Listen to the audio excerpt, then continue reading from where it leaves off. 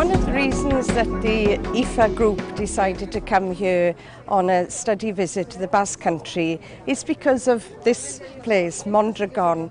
It's a name that will be familiar to people in many, many countries. It's a cooperative movement that was set up in the 1950s and is now so successful that it's one of the biggest companies in the whole of Spain and Europe. It employs thousands of people and hundreds of companies have signed up to it.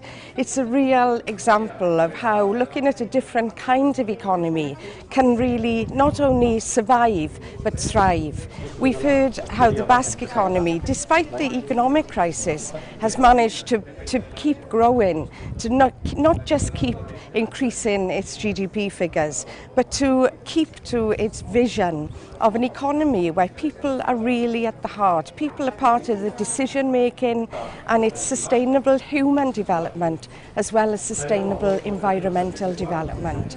So we've come from all of our different countries, our nations and regions, to find out more about Mondragón, about what lessons we can learn. We can't replicate this, of course, because all of our countries and our economies are unique, but we can see how well the Basque people have done through Mondragón and through cooperatives throughout the whole of Basque communities and society.